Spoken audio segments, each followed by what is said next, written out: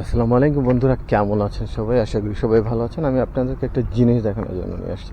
এটা হচ্ছে একটা পার্কের মধ্যে, আর আসলে জিনিসটা দেখলে আপনারা নিজেরা অবাক হয়ে যাবেন।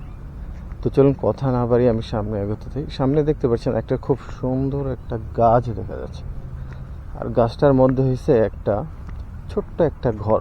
কুঁড়ে ঘর বলতে পারেন, আসলে কুঁড়ে ঘর কিনা জানি না, তো আমি আপনাদেরকে শেয়ার করার চেষ্টা করতেছি। আর এটা হচ্ছে মূল পার্কের ভিউ। তো চলেন দেখা যাক হচ্ছে পার্কটা, গাছটার কাছে যাই। গাছটার কাছে যাওয়ার পর দেখি কি আছে এখানে। আসলে বাইরের দেশে এসে মনে করেন যে বিভিন্ন ধরনের পার্ক আছে, যেগুলো হচ্ছে দেখতে খুবই সুন্দর লাগে আসলে। আর দেখেন পার্কটা সেটা হচ্ছে জগিং ট্র্যাক।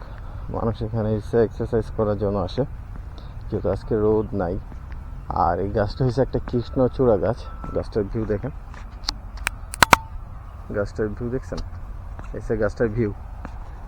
আর কৃষ্ণচূড়া গাছ যেহেতু ফুলের সময় চলে আসছে, শীতের সিজন। আর এই হয়েছে দেখেন সেই জিনিস যেটার জন্য আমি আপনাদেরকে বলছি। দেখতে পাচ্ছেন? এই সেই জিনিস দেখেন, ছোট্ট করে এসে পাখির বাসা বানানো হয়েছে পাখির জন্য। আসলে আমরা চাইলে কিন্তু এইভাবে হয়েছে বিভিন্ন জায়গাতে, আমাদের দেশে বিভিন্ন জায়গাতে ঝোপঝাড় জঙ্গল রয়েছে, যার কারণে হয়েছে আমাদের পাখি এসে আস্তে আস্তে বিলুপ্ত হতে যাচ্ছে।